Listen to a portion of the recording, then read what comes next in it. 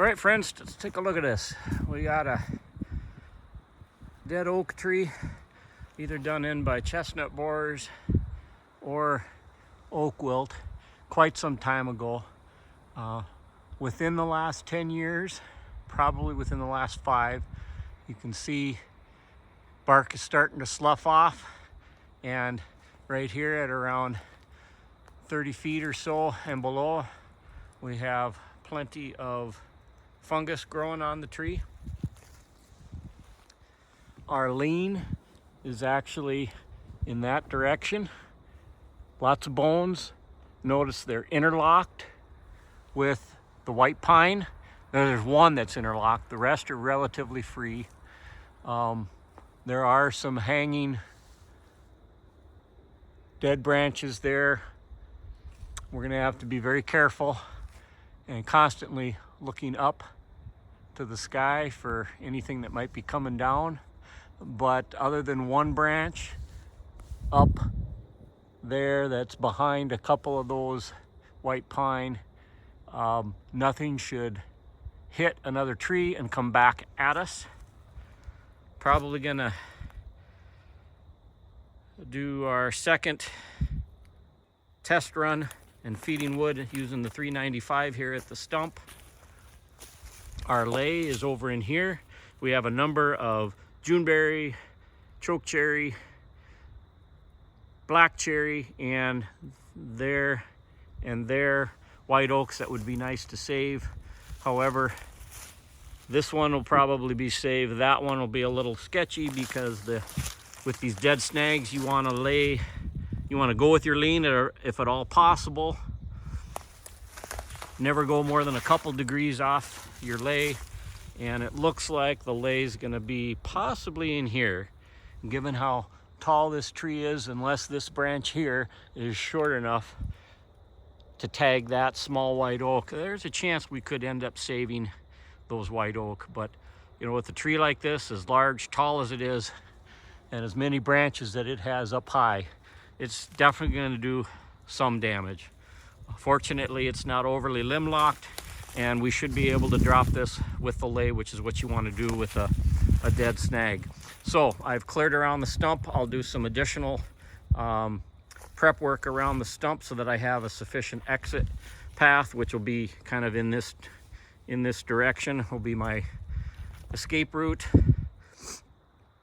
And we will probably use a conventional or possibly an open face cut and bore cut it. I'll sound it before I actually cut so that I know how sound my hinge is going to be and whether or not I'm going to need to chase the cut or whether I can get by with bore cutting it. But anyway, so this is the lay of the land. This is our project for this morning. We'll see how that rebuilt 395 does on a fairly large diameter tree at breast height here. This is probably about it's 28 to 30 inches greater than that down at the stump. So be back at you. We'll get you set up. All right, before we cut it down, let me give you another view of what we're up against. So old driveway with some 40 to 50 year old white pine in amongst older growth pin oak forest, and we have a lot of dead pin oak. The snag I just talked about is right there. See all the bones, it's leaning this way.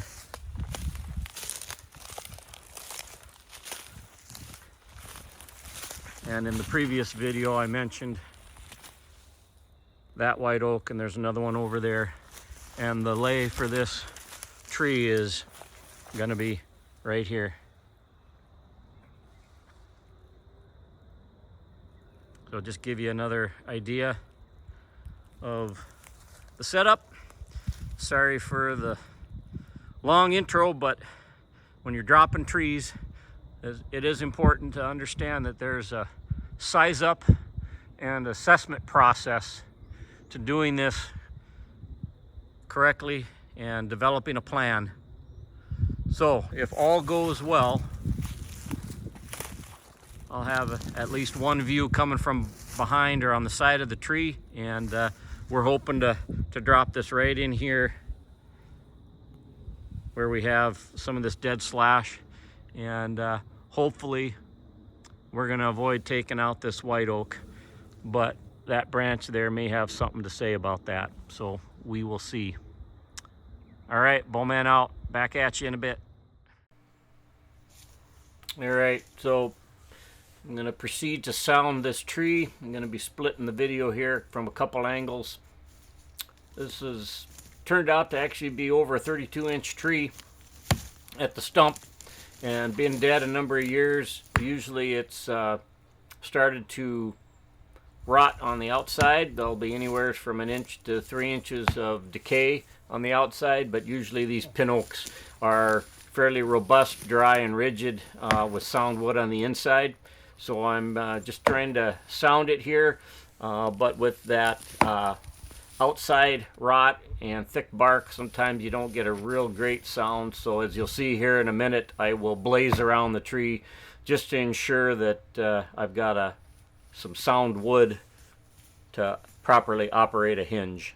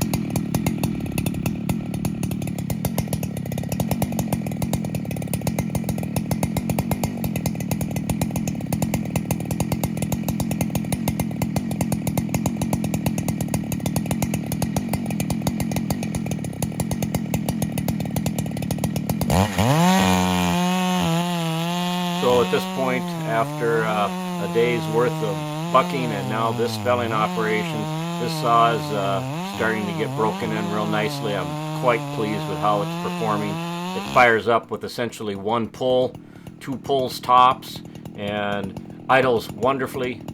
The only adjustments I have to make is from drastically different temperatures for summer versus cold weather operation. Otherwise, man, she throttles up nice, powers through cuts well. Very, very pleased with this build. It'll be a go-to saw for me for large diameter felling and large diameter bucking operations.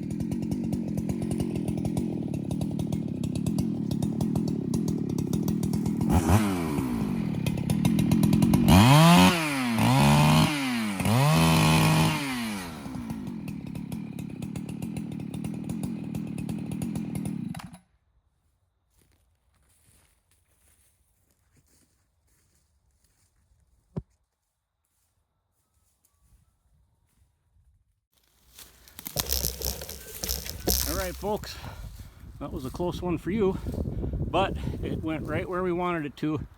As I feared, it did take out the top of that white oak, but otherwise it did minimal damage, other than some, looks like a maple or a, could be a Juneberry back there, but other than that it did very minimal damage to this little patch of trees that have now been released. We saved the little like oak back there, fell perfectly right into lean.